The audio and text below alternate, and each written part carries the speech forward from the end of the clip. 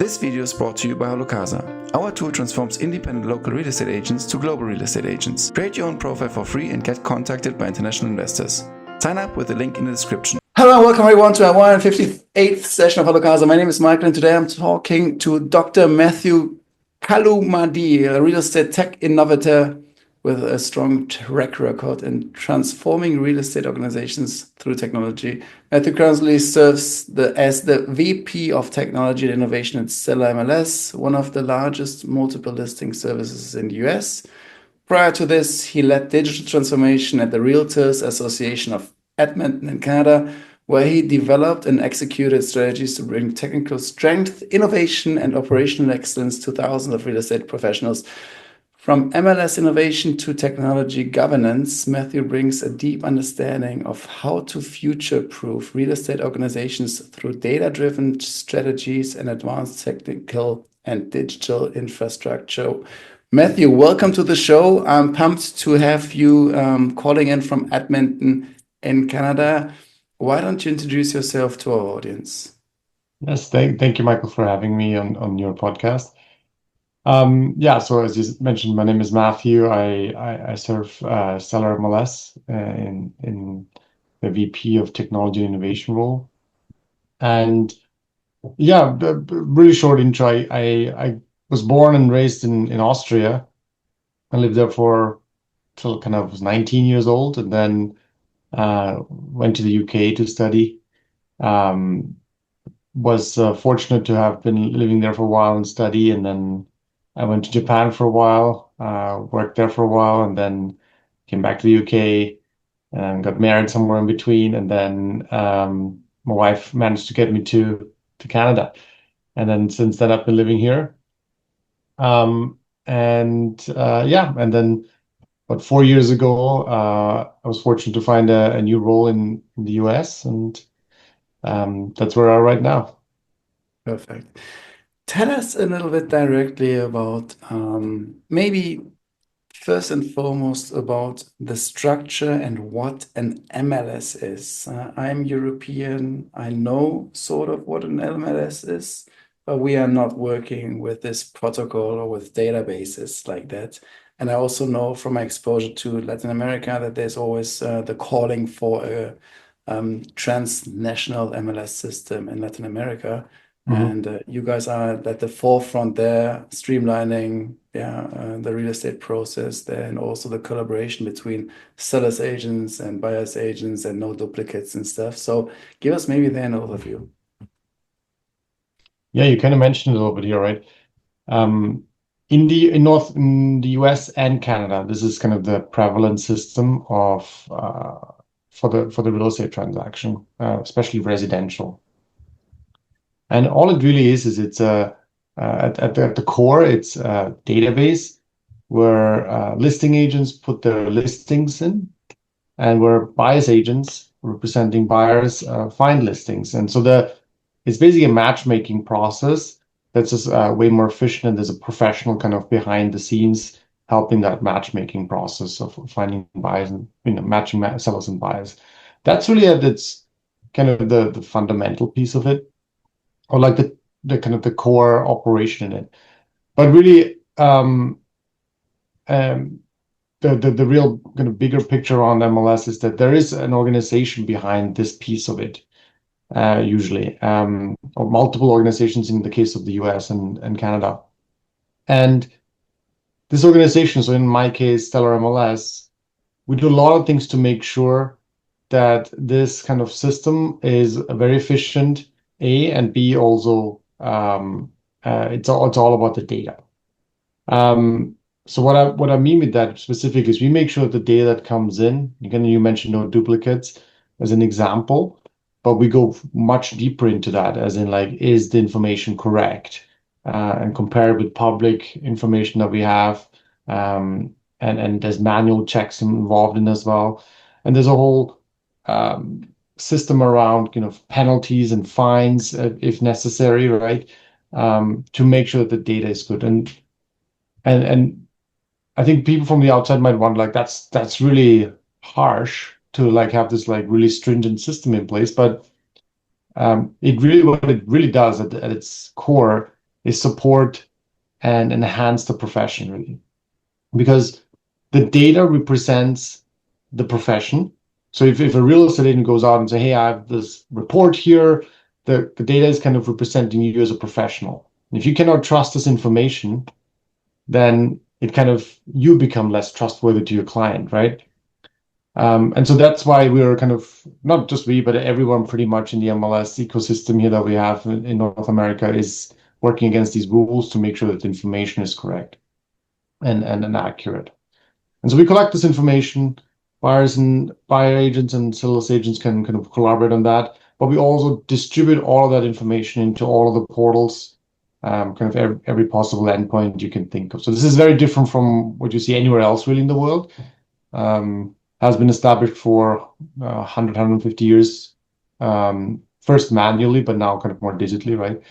And so we know that it's kind of the envy of the world to have that kind of system in place. And we know that a lot of real estate professionals want it in their areas because it makes them look good. They have information that they can finally bring to the table that is reliable. And really I think one of the biggest kind of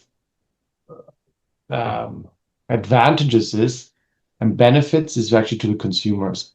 Because here in North America, when a consumer goes onto any of the portals, they pretty much see the same information. Pretty much meaning anything that comes from the MLS is basically everywhere. Doesn't matter, you go to Zillow.com, to homes.com, to realtor.com, it's the same information you get. There's a lot of transparency around that and fair and related to fair housing. I could go on and on, so I'll just cut it short at this point, but no, totally fine. I'm actually absolutely. Let me dig a bit deeper there in order to understand that properly. I am Michael. I moved to New Jersey and I decide to become a real estate agent. First question, do I have a chance if I don't say, okay, I need to pay the MLS fee for my zip code because I understood like I have to pay the MLS for the zip code. Then I can do the following thing. I can say, okay, I'm a seller's agent. Or seller's agent, or seller's agent, yeah, basically. It was a property seller's agent. Mhm. I enter the information into the MLS system, and for that, I get the service that it's, as you say, publicly available, and you guys take care that it's being forwarded to all the endpoints and everyone can use it. All the buyer agents then automatically get it, either if, let's say, I see it on Zillow and I can forward it to someone who's potentially like a buyer, or I can even use a WordPress plugin and feed it to my own website, or I don't even have to do anything because it is being fed since it fulfills certain criteria which I selected in my feed to be shown. Is it something like that? Yeah, and more actually, because so first of all, yes, you kind of your first question was, can you do it without the MLS, right? And you can. There's no obligation to do so.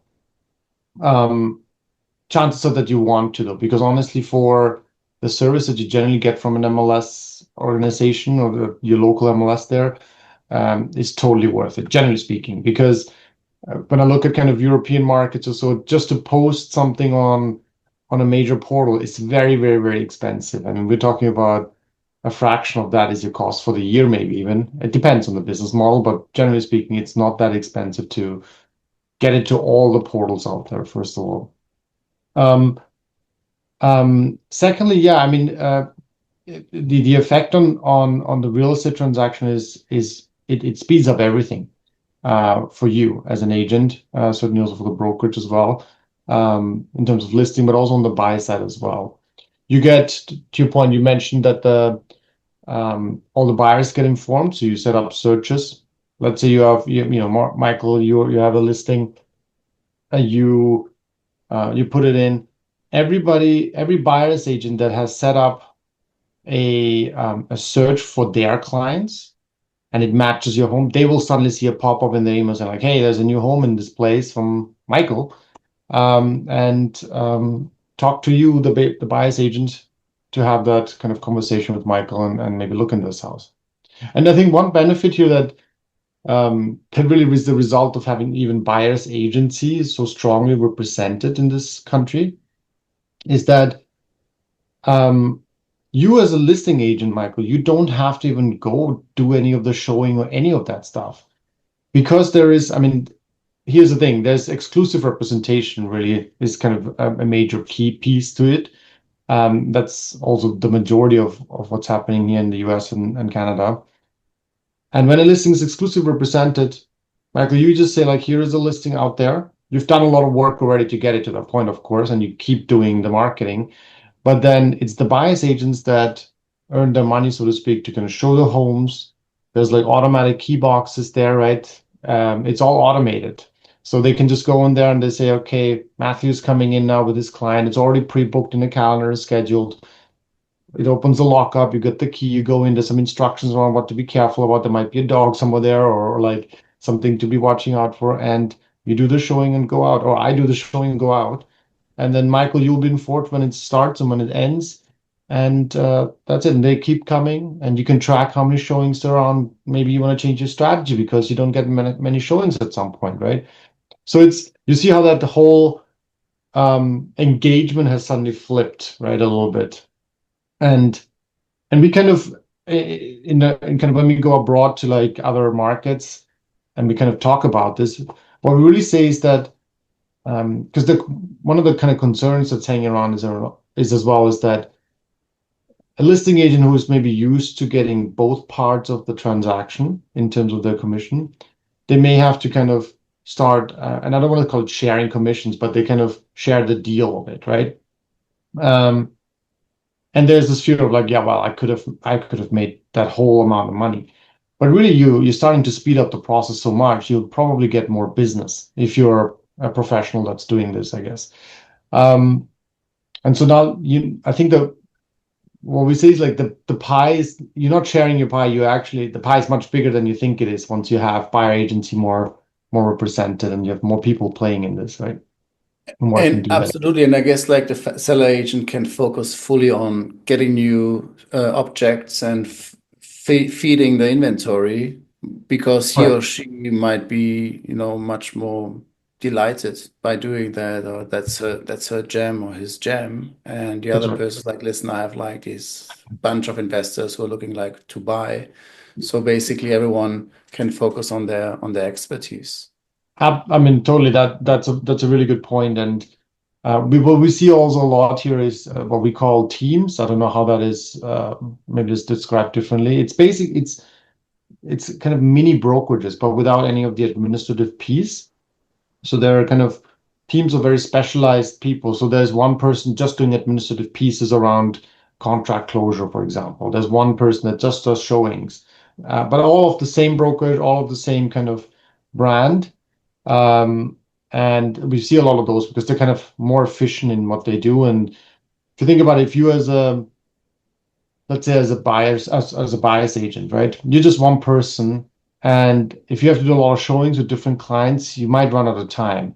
But if you have a team with multiple people involved, then that becomes quite the service as well for your clients if they're kind of if they want to move fast, for example. And I can speak personally around this because we're still looking for a place in North Carolina right now for my in-laws.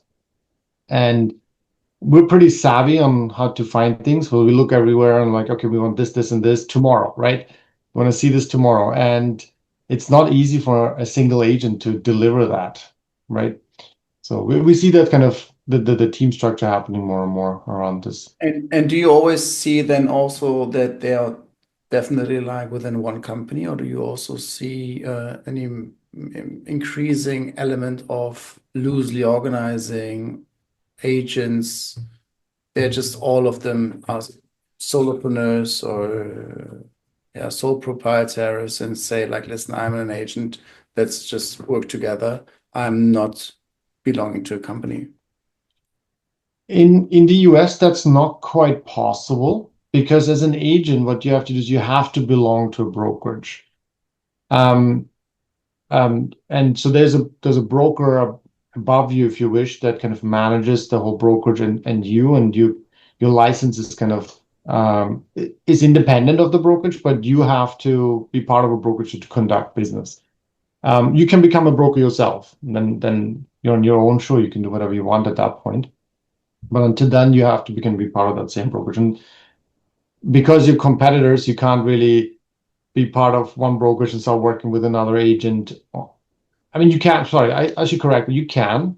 So what we see sometimes is maybe very big, expensive, difficult deals that like maybe two brokerages kind of team up together on this to help the sale on that. So they kind of work that out together. But it's not the norm, I would say. They usually work within that same brokerage office. Yeah. Absolutely.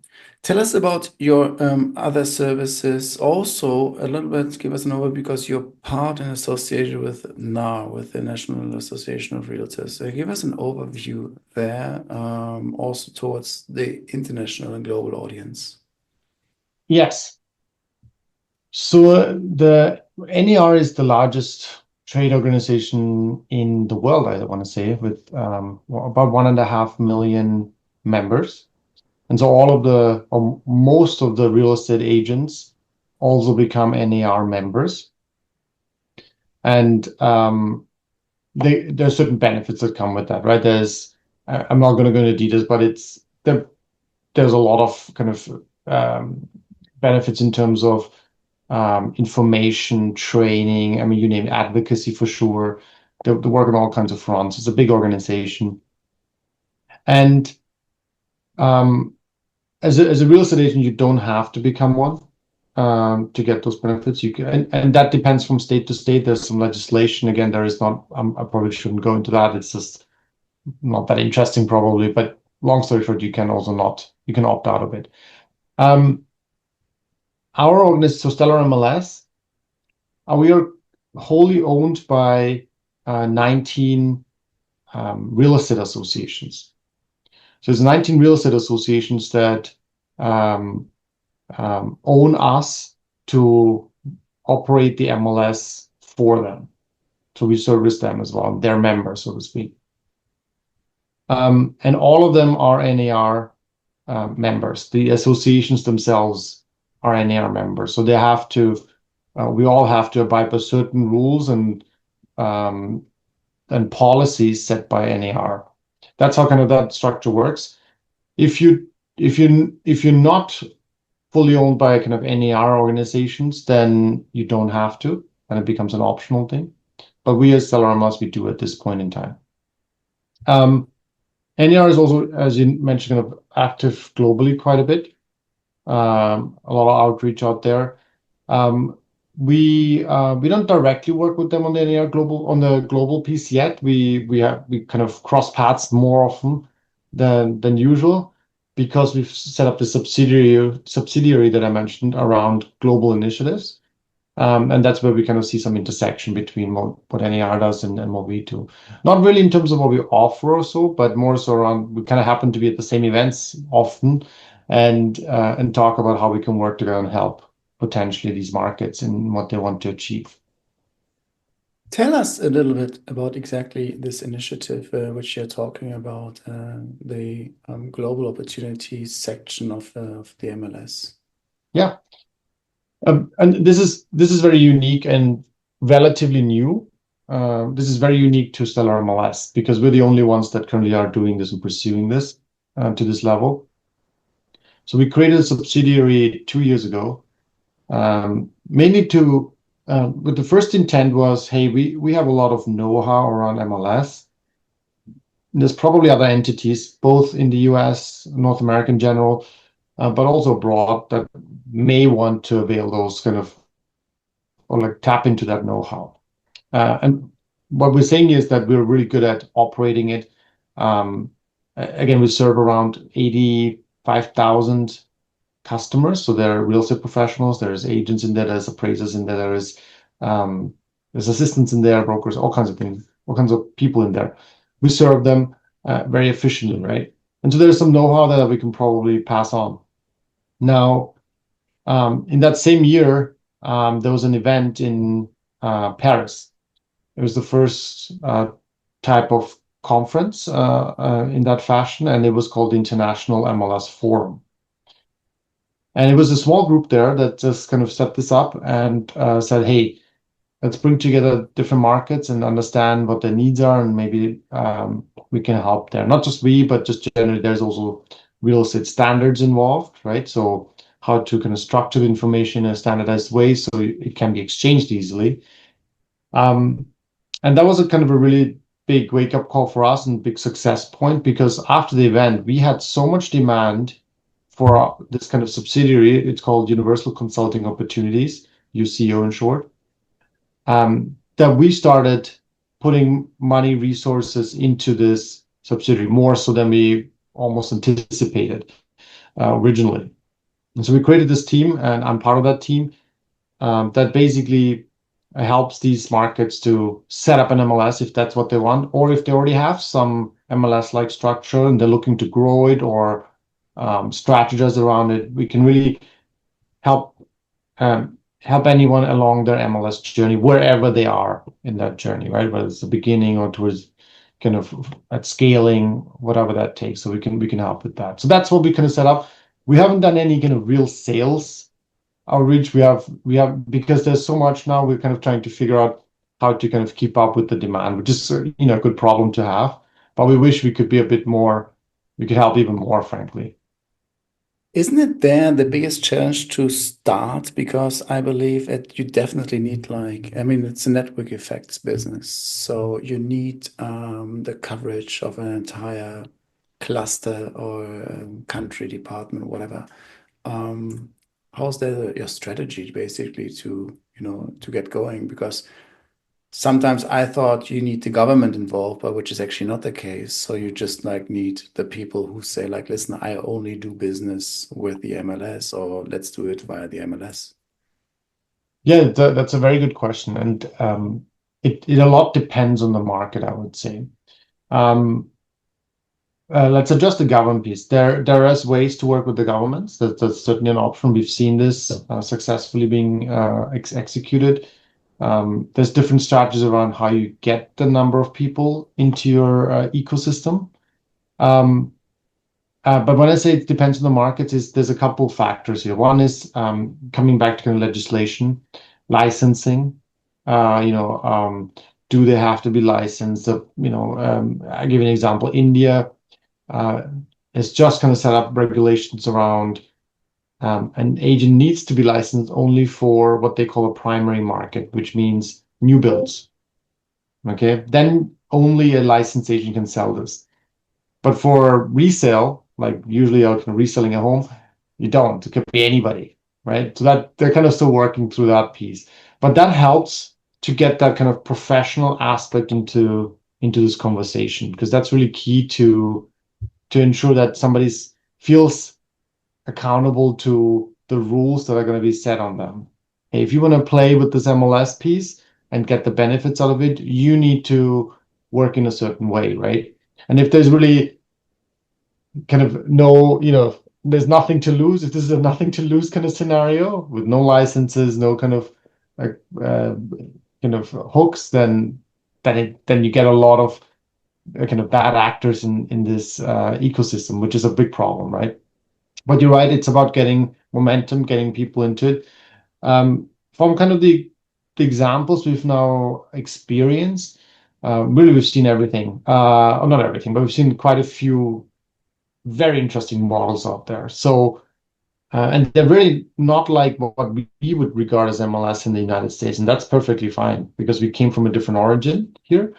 That's the opportunity in these new markets. They have the opportunity to just look at what we have here, take the best bits out of here, and then A, adjust it to their market, but then B, kind of reinvent it if they need to, right? And there's some very interesting examples in Europe of how they kind of reinvented MLS or the concept of MLS for their own countries, or because of market dynamics almost, right? So the one example is in Romania, there is a company called MLS Leader, and the gentleman here, he saw the model in North America, and 15 years ago he thought, okay, this is something we need in Romania, right? And so he got the software piece or signed up with a company, and then brought it home thinking that everybody's going to jump onto this, right? but that's not what happened, right? So he had to really think, how do I make this worthwhile for somebody to kind of be part of this, right? And what he did is, it's a very clever way. He needed to get inventory in first, right? To get data in first. So it's kind of like a chicken egg problem almost, right?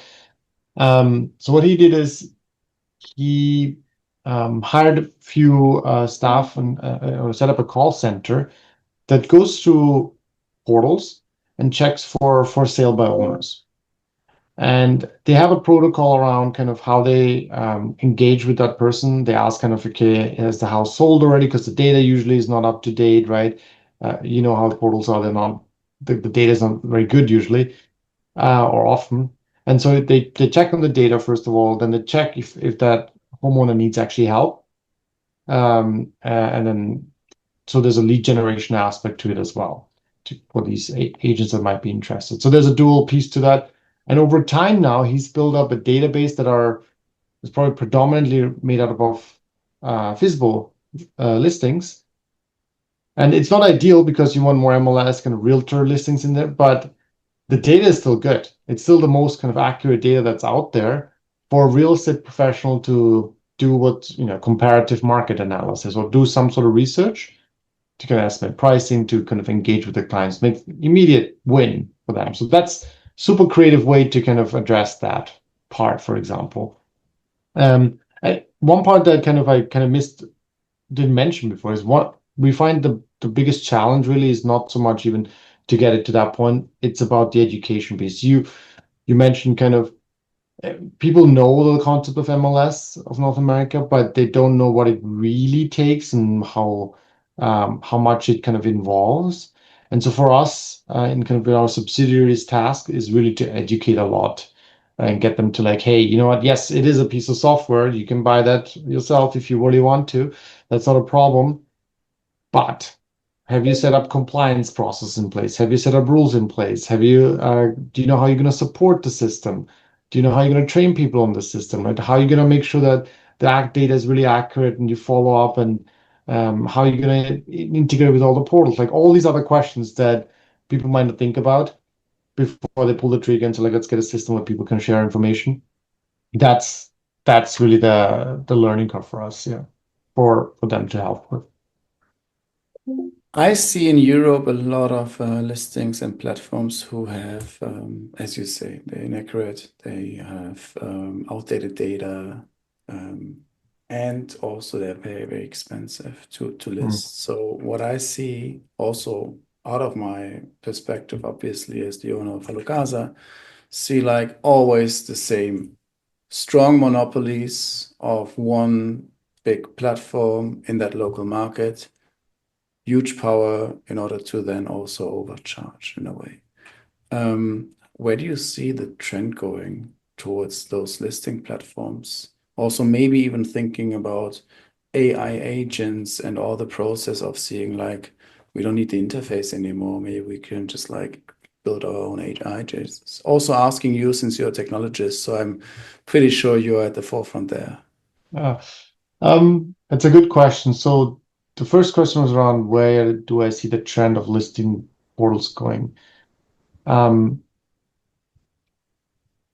I think that's kind of related to the AI question as well, because to your point, pretty much since the launch of ChatGPT, really, a couple of years back now, one of my first questions was really, even at the time, was like, what's going to happen to SEO, right?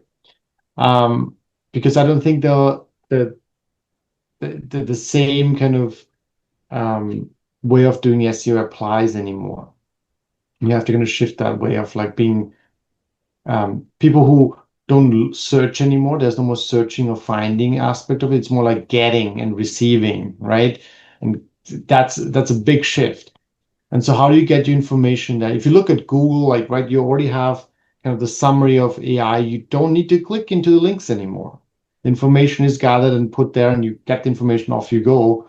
You don't need to look into a website and figure out if the information is correct or not correct, or is that what you want anymore. So I think listing portals will have to shift that. And we've seen that Many are really embracing the AI part of it, but more so around, image enhancement, maybe writing automatic kind of marketing materials around it, those kind of exercises. Because I think it's still kind of at early phases to kind of figure out if a user really wants to have that experience. I read somewhere, and I find that very interesting. Listing portals in general are kind of designed or like benefit from people staying longer there. So it's about the searching part of it. It's not so much about finding. The longer you stay, the more ads you get in your face, the more other properties you see, the more featured listings you'll see. That ultimately means bottom line profits for those portals. And as we're shifting that thinking, or as consumers will start shifting thinking around, I just want this. I don't want to browse around too much. I just want to get my results and that's it. Portals will have to rethink how they're going to do this. I don't know how really. I know that ChatGPT just launched a shopping feature. So you can start shopping through ChatGPT, which is kind of a Google thing, or like other, Amazon if you wish. So now you can retrieve the results and go through that. How long before you can just do that with properties, right? I don't think there's a huge leap from there. So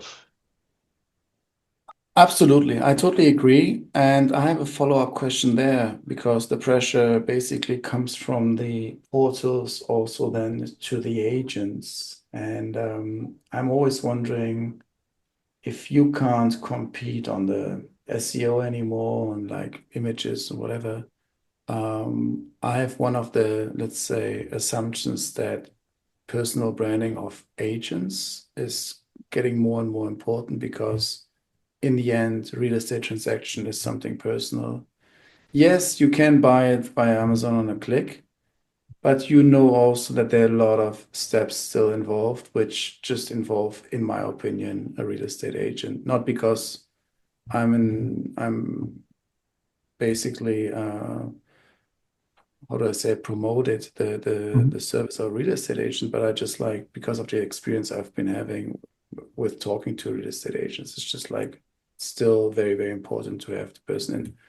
Challenge me on that. Happy to, to get like a different point of view. Maybe you're not agreeing with me, but I'm also curious, like, where do you see the importance of the single agents going? Is it getting more important to be a good one, to promote your own personal brand, or is it just going to vanish and we are just going to click and have our real estate by our own?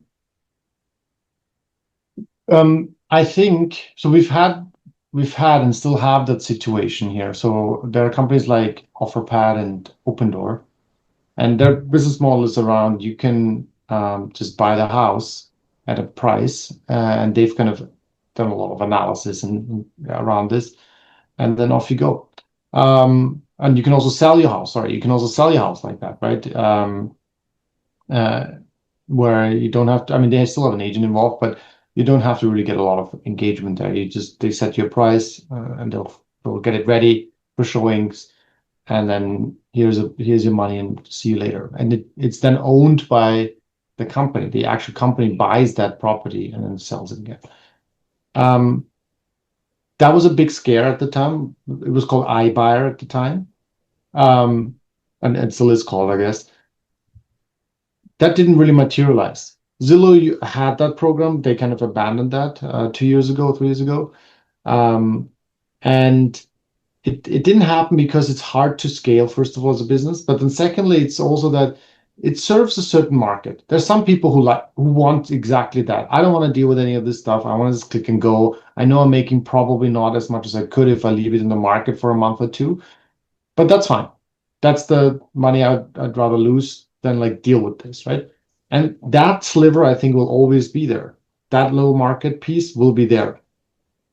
As these AVMs get better and better, I think these models get better and better. I think the AI piece will get very interesting because you get so much information from photos that you can start, the model gets really good at some point, right? But then, even then, there's the surrounding pieces. There is like curb appeal that's going to be very hard to kind of get into, and you don't have necessarily a lot of images around that or information. People look at all kinds of things, how do I get into the road? Like there's all kinds of other things that factor into this ultimately.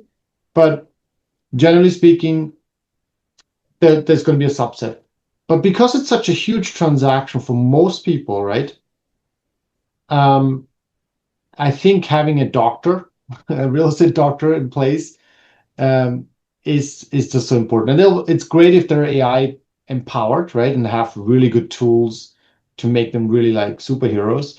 But I think you still want a human to talk to and like debate around things in a meaningful manner where they'll help you guide through this process. And I think the same in many ways for medicine, right? I mean, there's a lot that AI can do better than doctors right now.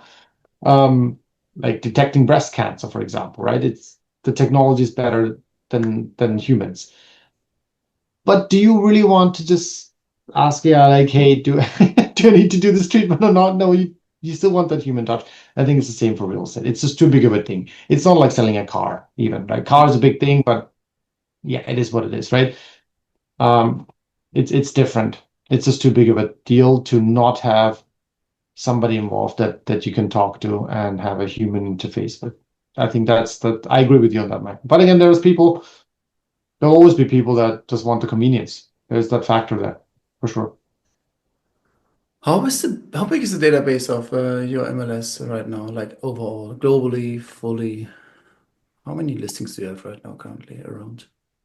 We have good question. We have around 20 to 25,000 active listings in a given month at any time. We sell around, sorry, no, that's incorrect. We have about 400,000 new listings every year. That's kind of the more accurate data. And then we sell around half of that every year. Kind of goes through the things. So yeah, it's a big database. It's kind of, we have a big geography that we cover from kind of coast to coast in Florida. And we make a lot of the market work. And as I said originally, because it's efficient, right? You see just the transactions happening more. And it could be also partly because the US is a general kind of, home ownership is a big deal. I know, for example, in Europe, in a lot of social kind of government, there's a lot of subsidies around renting. Home ownership is not necessarily the goal in life, if you know what I mean, right? So there is a cultural difference there too, which maybe doesn't work towards the favor of increasing transactions necessarily. Yeah. Absolutely. Matthew, I know your time is limited. I really appreciate the conversation with you. I learned a lot. You guided us through the entire structure or database and pros and cons of the MLS system. I think it's always very interesting, especially for the global audience, to understand that and to really like get an idea there. And you also gave us like a very good dynamic of how the market is right now moving, and gave us very strong analytics and also ideas of the next trends. Are there any other final ideas and comments you would like to share with the audience? First of all, again, thank you for having me. I think it was an interesting conversation to have, and it's also good to hear what HalloCasa is doing, and how that might work for the global audience. I think I come from Europe. I know how it's done there in many ways, and kind of lived through this process with my parents bought homes and stuff. I do actually think that the system here is just so much better in North America, mainly for the consumers. Forget the agents for a moment, right? It's the consumers or the home buyers and sellers. They are really the key people in this whole piece. And the transparency it brings, the fairness it brings, that is just not available elsewhere. It's unimaginable for me now to think about buying a home where it wouldn't allow me to go to Portland and know for sure this house is available, it's not sold, or like I know the details of that home to a certain level. So it's hard to imagine for me going back to that. So I really hope that these new markets can enjoy this model, both from obviously the consumer level, but also from the professional's perspective. Yeah, absolutely. Matthew, how can people reach out to you if they would like to get a hold of you? Well, just to the website, stellarmls.com. And I don't know if my email address is up there and advertised, but I'm sure there's a general one, and they get you to me very quickly. Perfect. Yeah, I'll put those into the show notes, Matthew, one more time. Thank you very much for the time. Let's have another one in a couple of months. We'd love to have you, and then also you can tell us a bit more about Edmonton, which we didn't come to today, but That's right. I'm sure we're gonna have another opportunity. Thank you so much, Matthew. Have a good day. Sounds good, Michael. Thank you very much. Bye-bye. Bye-bye. This video is brought to you by HalloCasa. Our tool transforms independent local real estate agents to global real estate agents. Create your own profile for free and get contacted by international investors. Sign up with the link in the description.